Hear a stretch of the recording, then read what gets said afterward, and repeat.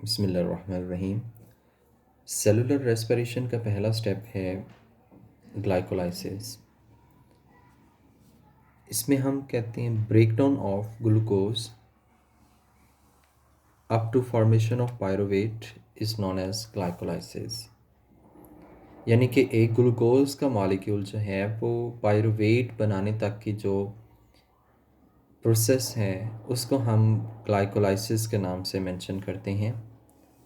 ये दोनों एरोबिक और एनएरोबिक रेस्पिरेशन में होता है। इसमें ऑक्सीजन की रिक्वायरमेंट नहीं होती, ये साइटोसोल में होता है। एटीपी एंजाइम्स को एंजाइम्स रिक्वायर्ड होती हैं जो साइटोप्लाज्म में मौजूद होते हैं। सोचा जाता है कि अर्थ पर सबसे पहला जो एनर्जी लेने के लिए प्रोसेस था वो ग्लाइकोलाइसिस जैसा था। और glycolysis all types of organisms, इधर it is prokaryote, eukaryote, plant, bacteria, कोई भी ऑर्गेनिज्म है, लिविंग ऑर्गेनिज्म है, तो उसके अंदर ग्लाइकोलाइसिस का प्रोसेस जो है ये होता है। ग्लाइकोलाइसिस के प्रोसेस को हम टू में डिवाइड करते हैं, टू फेजेस हम इसके बना लेते हैं। एक प्रेपरेटरी फेज़ है और दूसरा ऑक्सीडेटिव फेज़ है। यानी देयर इज ना टू फेजेस, वन इज ना preparatory phase, another one is ना ऑक्सीडेटिव फेज। बेटा जो प्रेपरेटरी फेज है उसमें ग्लूकोज, फर्स्ट स्टेप में glucose is being converted into glucose 6 phosphate. अब फॉस्फेट यानी कि ग्लूकोज की फॉस्फोराइलेशन होती है और ये एटीपी इसमें यूटिलाइज होता है। एटीपी कन्वर्ट हो जाता है एडीपी में, एडिनोसिन डाइफॉस्फेट में, और एक फॉस्फेट जो है वो यहाँ पे अटैच हो जाता है। इसी के आपस में रीअरेंजमेंट होती है, तो these both are isomer of each other, ये एक दूसरे के आइसोमर हैं। और glucose 6 phosphate is being converted into fructose 6 phosphate. ऐसा क्यों होता है? क्योंकि ग्लूकोज के एक कार्बन फ्री होता है जबकि फ्रुक्टोज के 2 कार्बन फ्री होते हैं। अब फ्रुक्टोज के जो 2 कार्बन्स फ्री होते हैं उस पर एक और फॉस्फेट ग्रुप अटैच होता है और ये फ्रुक्टोज 1,6 बिस फॉस्फेट जो है वो हमारे पास बन जाता है, यानी कि एक दफ़ा अगेन इसकी फॉस्फोराइलेशन हो जाती है। अब फोर्थ और फिफ्थ स्टेप में क्या होता है, जो हमारे पास DAP बनता है यानी कि di hydroxy acetone phosphate by the breakdown of fructose 1,6 bis phosphate as well, यहाँ पे भी इसमें भी G3P एक साइड पे बनता है और एक साइड पे DAP बनता है। ये दोनों आपस में आइसोमर होते हैं, एक दूसरे के आइसोमर होते हैं। तो ये DAP is being converted into glyceraldehyde 3 phosphate. अब glyceraldehyde 3 phosphate is an 3 carbon molecule as well, ये भी इसी में कन्वर्ट हो जाता है और ये भी 3 कार्बन मॉलिक्यूल है। अब हमारे पास G3P है, that is enter into the oxidative phase, इसे हम पे ऑफ फेज भी कहते हैं।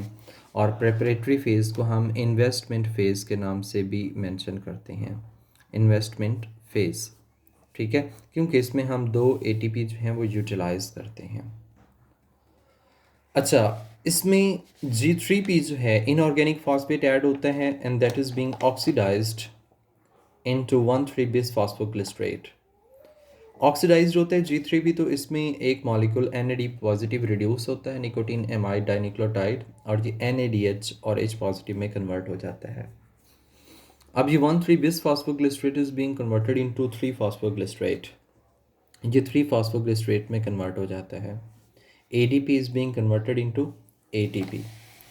फर्दर हम देखते हैं कि 3 phosphoglycerate is converted into 2 phosphoglycerate.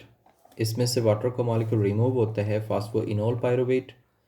इसमें से अगेन एक ATP जनरेट होता है और ये पायरुवेट में कन्वर्ट हो जाता है। ओवरऑल हम अगर एनर्जी बैलेंस देखें ना, तो इस तरह से है कि 2 ATP जो हैं वो तो यूटिलाइज होते हैं, तो ये माइनस में आते हैं। 2 ATP प्रोड्यूस होते हैं, तो नेट अगर हम देखें तो 4 - 2 जो आता है हमारे पास नेट ATP, हमारे पास 2 आते हैं जो ग्लाइकोलाइसिस में प्रोड्यूस होते हैं। इसी को मेमोराइज करने के लिए शॉर्टकट फॉर्म में लिखते हैं, जैसे कि glucose 6 phosphate 1 ATP is being utilised, simply glucose 6 phosphate, fructose 6 phosphate, fructose 1,6 bis phosphate. अब ये जो फेज़ है इस फेज़ को हमने प्रिपरेटरी फेज़ के नाम से मेंशन किया, प्रिपरेटरी फेज़, जिसमें ये तैयारी करता है ब्रेक डाउन होने की। इसी में 2 ATP यूटिलाइज हो जाते हैं, तो इसलिए हम इसको इन्वेस्टमेंट फेज़ के नाम से मेंशन किया। अब देखिए glucose 6 phosphate, fructose 6 phosphate, fructose 1,6 bis phosphate is being converted into 2 G3P. One-sided G3P and other one-sided G3P. इससे inorganic phosphate enter होते हैं 1,3 bisphosphoglycerate, 3 phosphoglycerate, 2 phosphoglycerate, phosphenol pyruvate और pyruvic acid. अब इस सारी रिएक्शंस को हमने बिल्कुल ब्रीफ सा लिखा है। G3P13 BPG3 PG2 PG phosphoenolpyruvate PEP और एंड पे है PA। अब इसमें NADPH यहाँ पे प्रोड्यूस होता है एक ATP और दूसरी साइड पे भी एक ATP और एक वाटर का मॉलिक्यूल सिंथेसाइज हो रहा है। सेम दूसरी साइड पे भी ऐसे ही होता है। सो इस फेज़ को हमने नाम दिया है ऑक्सीडेटिव फेज़ के नाम से, या इसी को हमने पे ऑफ फेज़ के नाम से भी मेंशन किया। अब यहाँ पे हमने सिंपल देखें कि ये एक ग्लूकोज था, ये कन्वर्ट हो गया 2 पायरुविक एसिड में और इसमें 2 NADH जो हैं वो क्या होते हैं, प्रोड्यूस होते हैं। यानी कि 1 glucose is broken down into pyruvic acid. 6 carbon molecule is being converted into 2 molecules of 3 carbon. This step is known as glycolysis. Further इसका स्टेप जो है हमारे पास 2 pyruvic acid oxidation Krebs cycle, ये हमारी नेक्स्ट वीडियो में है। अल्लाह हाफिज़। If you have any question then you can ask.